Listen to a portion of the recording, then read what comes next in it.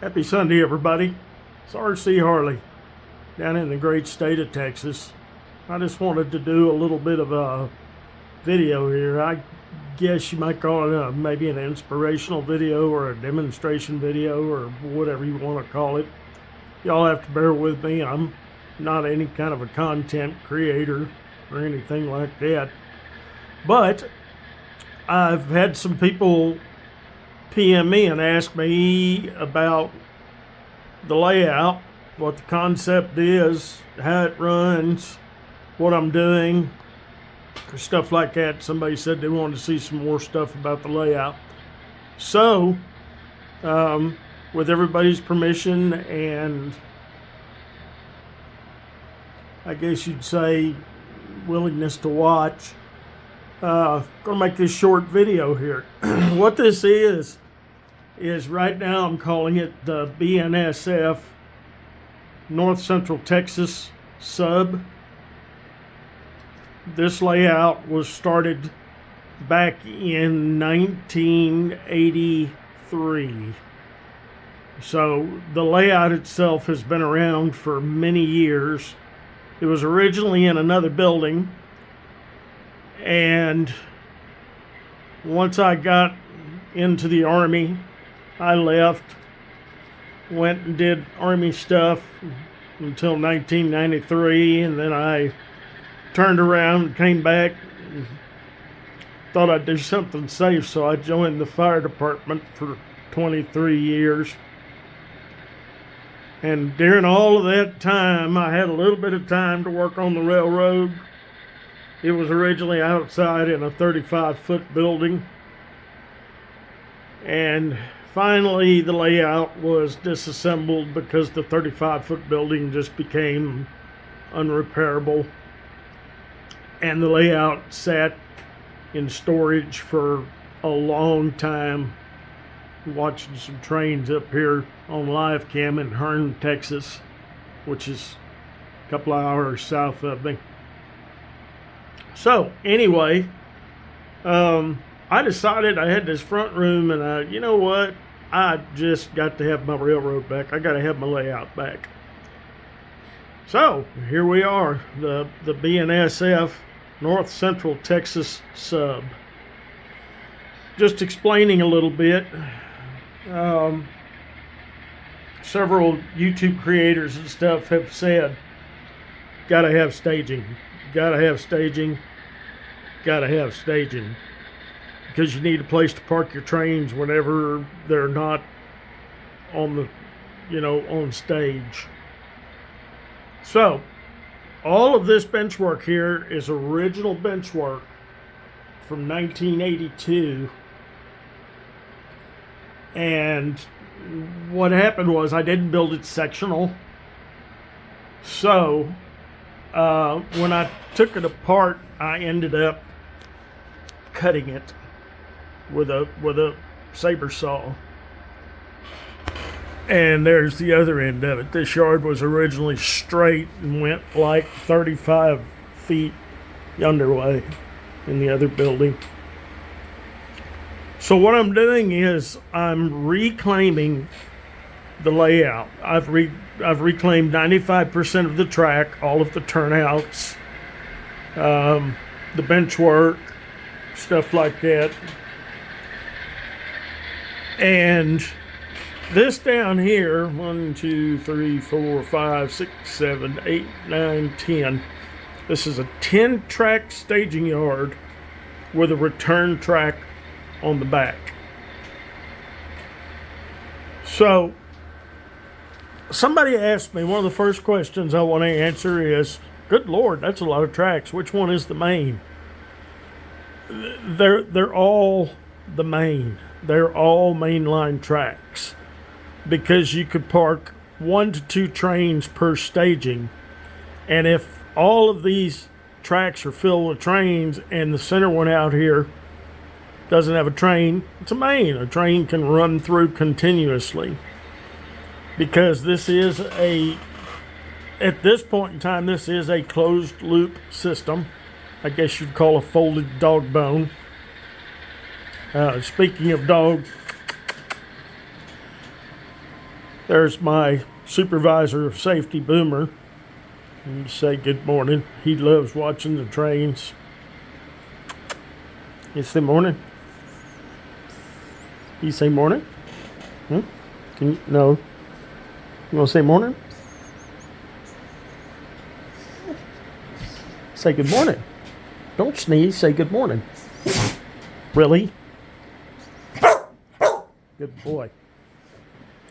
So anyway, back to the one at hand here. So anyway, this is a closed loop system right now. We start out in staging, we come around out of staging, and it circles up on a 2% grade, coming back around up to the top level. The top level comes around and comes into my classification yard with a small grain industry on the back right now. Amtrak on the back corner, might be an Amtrak station there later on, and then an engine service facility.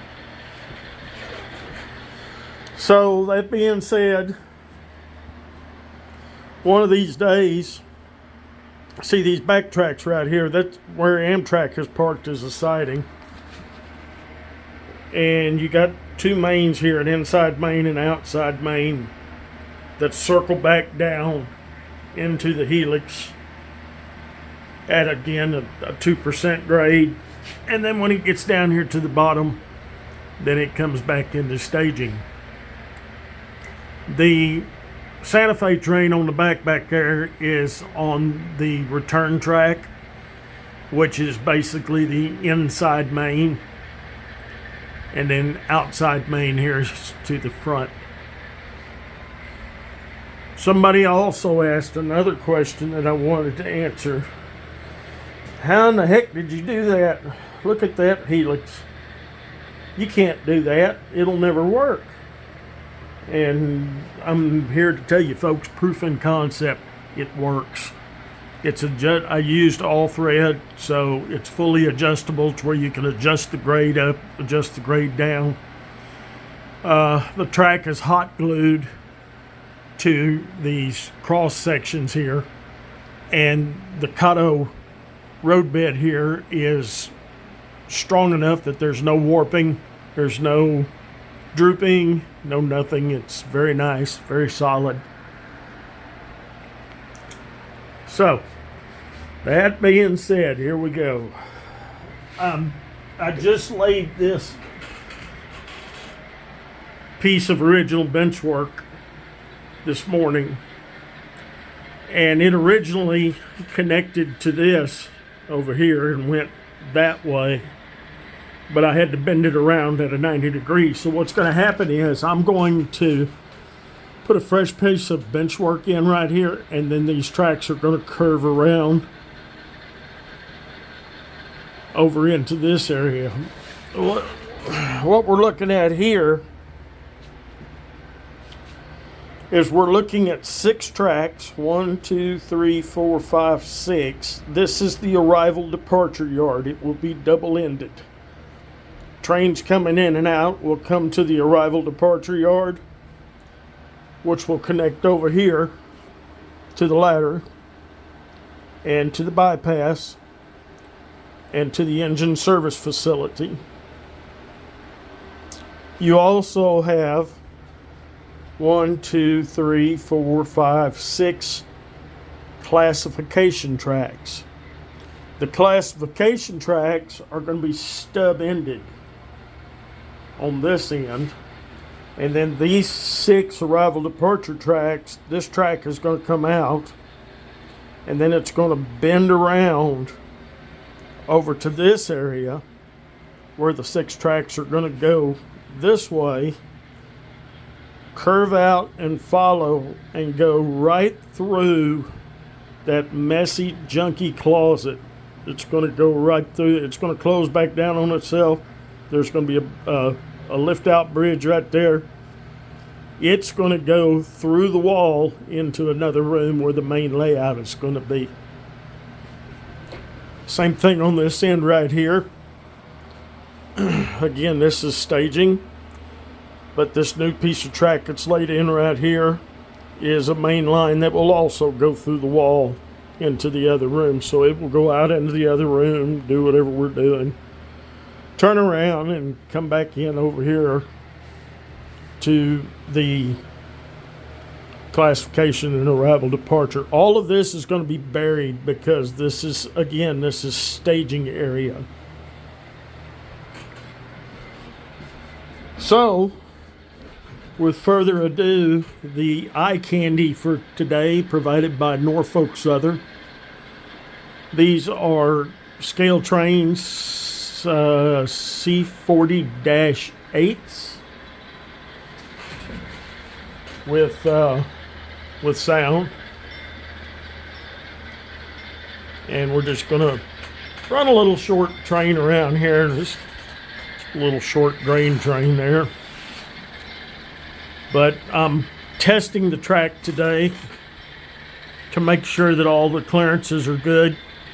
Somebody else asked a question: how much distance is there between your main layout and your staging? I did 6 inches.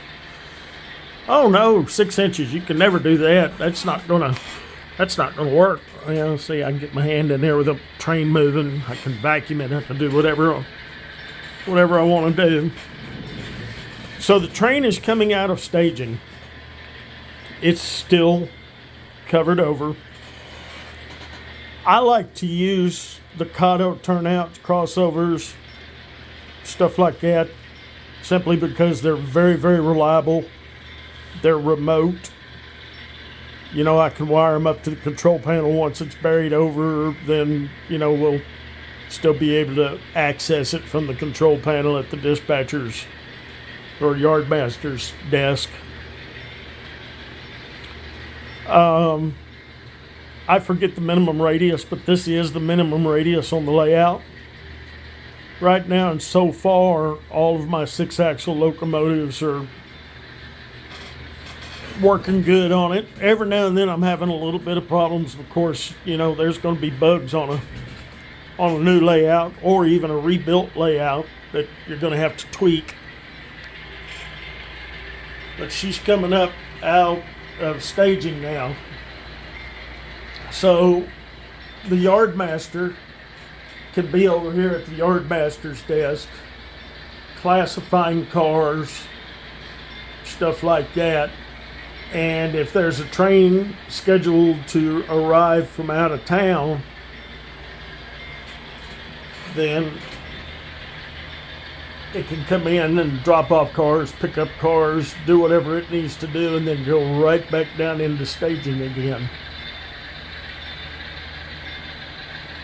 I've replaced a lot of the manual turnouts again with Kato turnouts on the main just because I can. And they're a lot more reliable than some of these other turnouts. And I will be the first one to say, I hate Atlas turnouts. They're junk. But I'm having to use some of them, so I'm modifying them. And I might do another video later on to show how I modify Atlas turnouts to be a little bit more robust. So the train is coming into the yard now. He's still on the inside main. And the train can come up here. It can park, and then it can set cars off on this interchange track or drop-off track or whatever you want to call it. Or it can be brought into the arrival departure yard, but that's another story because you got to go back down into staging. You go back down into staging, and this third track here is actually a reverse loop that comes back on itself over to there. Then it comes back through staging, up the helix, and then comes in through this track here. It crosses over here at, I guess, what you'd call the interlocking. Comes in takes this crossover, this diamond here, comes in, takes that turnout, comes in, and then comes through the bypass track right here and over into the arrival departure. If I want to do the whole train, if I just want to drop off a few cars, then I can just drop a few cars off right here on this track where this BNSF SD90 Mac is sitting. Oh, wait a minute. BNSF never had an SD90 Mac. Well, they told me I couldn't do a 6-inch staging or a helix either, but there it is, custom painted. The locomotive number is my old badge number when I was a rookie with the fire department. And she's been running some trains around. That locomotive right there was a first generation SD90, I guess, when they first put them out. Still runs like silk. Well, BNSF never had a, what is that, an SD 45 or an F45 PH or whatever you want to call it, but again, here it is. So the train leaves out.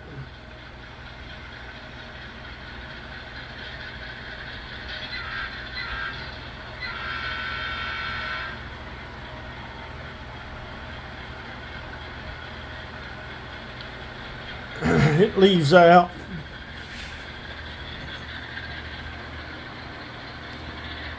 My luck, the one place that I'm having a problem is going to be in that crossover right there.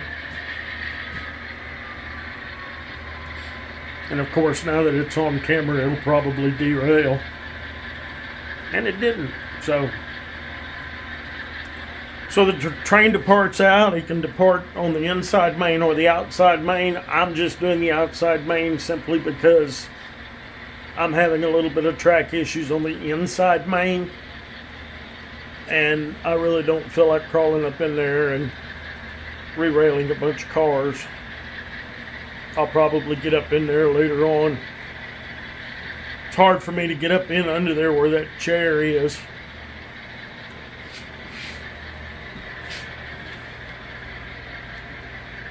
But anyway, it comes down at a 2% grade.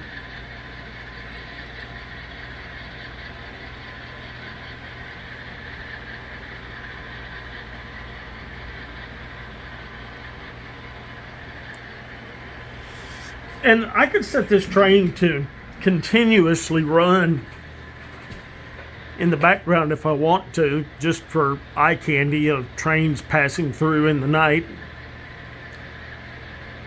My other two SD90 Macs that I have, or SD80s or whichever, also custom painted for pre-merger Santa Fe. I just call them demo units because Santa Fe wanted to test them out. So anyway, she's come back down the 2% grade. She goes through a double cross to the outside main. I just put this light in the other day. I sent a few pictures out on Ron's Crew Lounge. Y'all go check Ron's Crew Lounge out. It's a really awesome page. But I put the light in so that I could see the points on the turnouts and stuff as we're coming back into staging. I don't know if I'm going to like this whole staging or not. But on that note, the train is successfully back into staging.